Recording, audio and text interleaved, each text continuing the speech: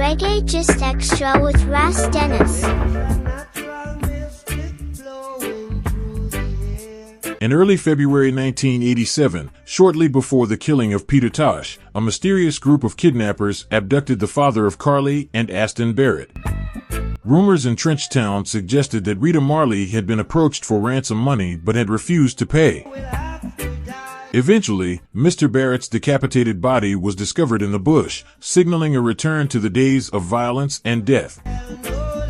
The next murder took place 2 months later, this time involving Carlton Barrett on Good Friday, April 17, 1987. Carlton Barrett was driving home late that evening, with another car trailing behind him. After parking in front of his home in Kingston, he was walking across his courtyard toward the front door when an assailant approached from behind. The attacker pressed a pistol against the back of Carlton Barrett's head and fired 2 shots. Within days, Jamaican police arrested his wife, Albertine, her boyfriend, Glenroy, and the gunman, Junior Neal, charging them with the murder. This is the untold story of the Barrett brothers with Ras Dennis.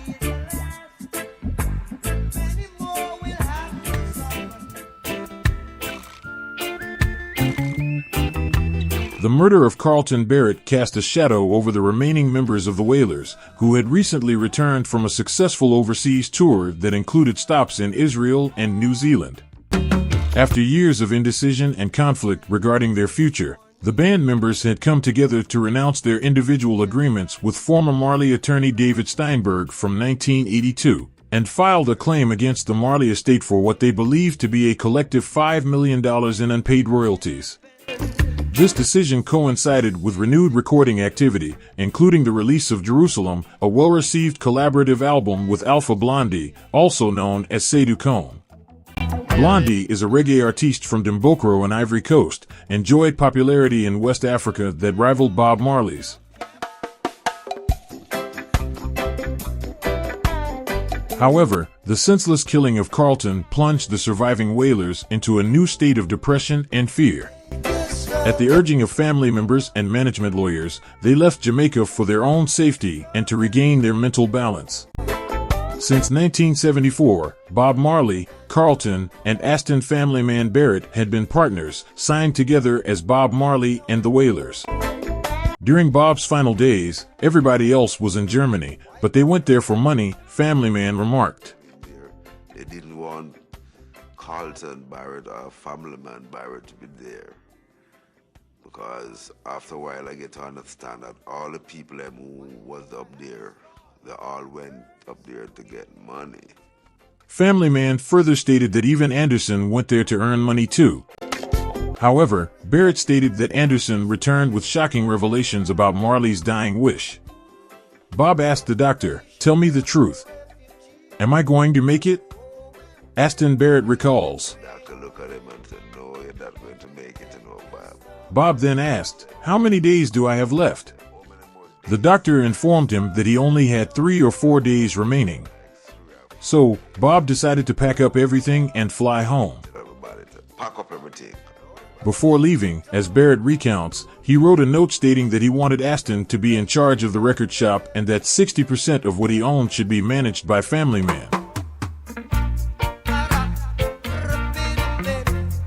Additionally, Marley left 40% of his substantial fortune to Rita and his 11 children, according to Aston Barrett.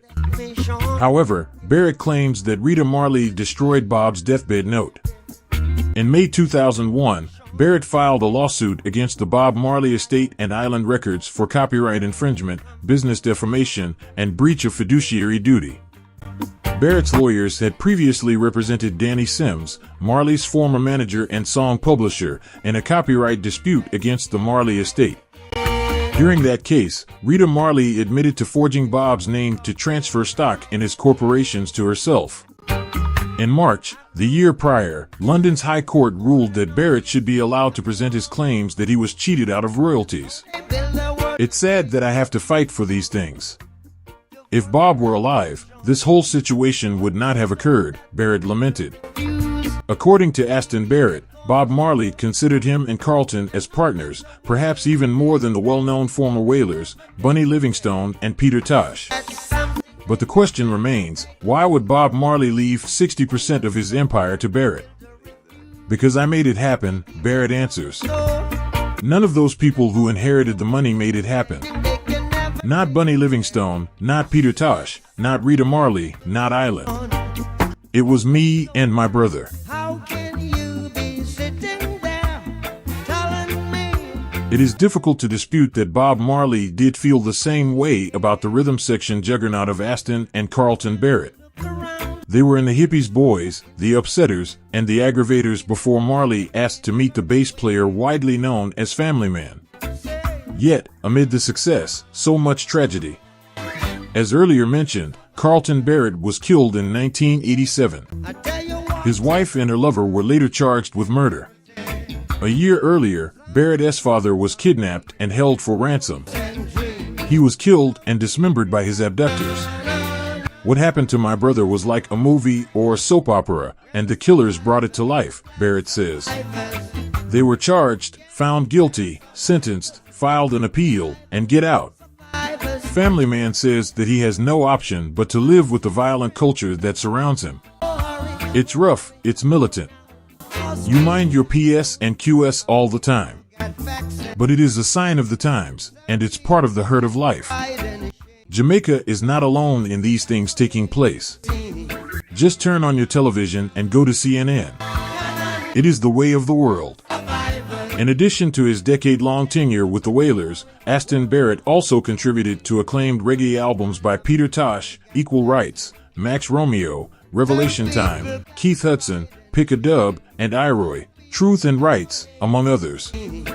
Known for having a large family, Barrett, who later gave Family Man a double meaning by fathering at least 50 children, sued Island Records in 2006, seeking £60 million in unpaid royalties for his work with the Wailers. During the trial for the lawsuit, Barrett's lawyer, Stephen Bate, stated, Aston Barrett and his brother created the sound of the Wailers, though this is not to detract from the extraordinary songwriting ability of Mr. Marley. It was the Barrett's unique sound that brought the Wailers international success. However, Barrett ultimately lost the lawsuit. Despite not receiving the financial recognition he deserved, Barrett was often honored by his fellow bassists, receiving a Lifetime Achievement Award from Bass Player magazine.